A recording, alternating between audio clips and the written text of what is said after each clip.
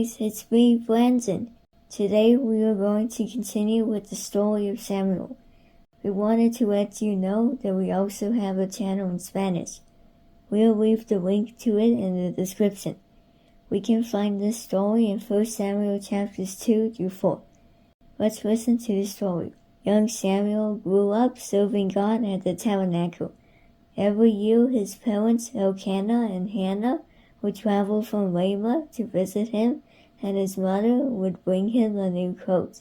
Eli blessed Elkanah and his wife and asked God to give them other children, to take the place of Samuel, who had been given to the Lord. The Lord gave Hannah 3 sons and 2 daughters. Eli was now old and growing blind. His 2 sons, Hophni and Phinehas, were priests. However, they had no respect for God or Eli.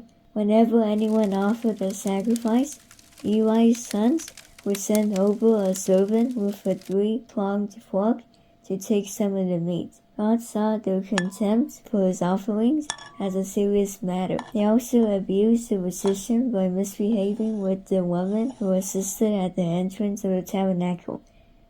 Eli warned him, "I have been hearing bad reports about the wicked things you are doing. You must stop, my sons. If someone sins against another person, God can meditate for the guilty party. But if someone sins against the Lord, who can intercede?" But Eli's sons wouldn't listen to their father.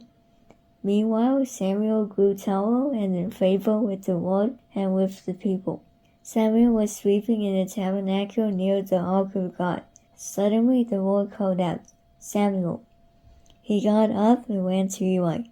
"Here I am. Did you call me?" "I didn't call you," Eli replied. "Go back to your bed." So he did.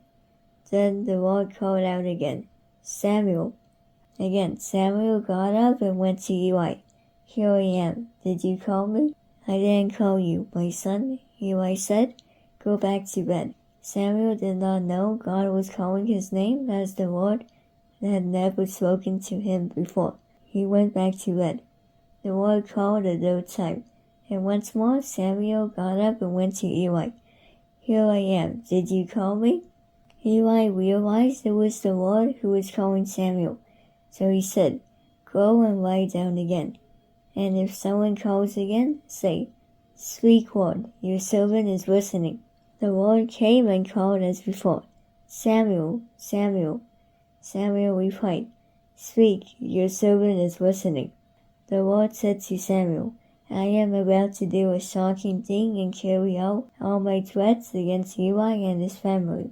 Judgment is coming upon his family forever, because his sons are blaspheming God, and he hasn't disciplined them." Samuel stayed in bed until morning, then got up and opened the doors of the tabernacle.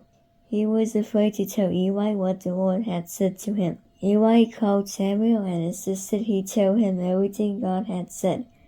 So Samuel told Eli everything. "It is the Lord's will," Eli replied. "Let him do what he thinks best." At that time, the Philistine army had defeated the Israelites in battle. So he sent men to Shiloh to bring the Ark of the Covenant to them to take into battle. Hophni and Phinehas, the sons of Eli, were with the Ark of the Covenant of God. It was not something God had told them to do. They went into battle against the Philistines again. 30,000 Israelite soldiers died that day. The survivors turned and fled to their tents. The Ark of God was captured, and Hophni and Phinehas, the 2 sons of Eli, were killed. Eli was waiting beside the wall to hear the news of the battle.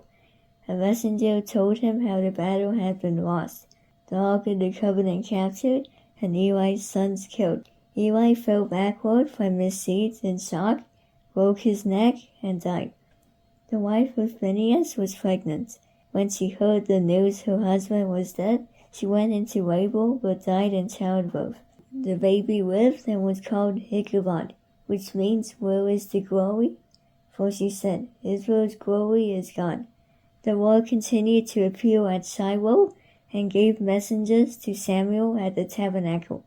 In this story, we see how Eli's sons did not honor God and disobeyed his laws. However, Eli also did nothing to correct his son's behavior, such as removing them from being in charge of the tabernacle. God told Eli that he had honored his sons more than him. We must always honor God. Honoring God means respecting Him, praising Him, obeying what is in the Bible, and always putting Him first in our lives. God should be the most important thing in our lives. God says in 1 Samuel chapter 2 verse 30, "Those who honor me, I will honor, but those who despise me will be cursed." Always put God first in your life. On the other hand, we see that Samuel honored God. Although Samuel was young, he was always obedient and faithfully served God, following the laws and the holy duties of the tabernacle. When we do something for God, we must always do it in the best way. We must always have respect, devotion, reverence, and love towards God, and follow all the instructions He gives us in His holy word, the Bible. Remember, honor God, trust in Him, and everything will be fine for you. We'll see you next time. Bye!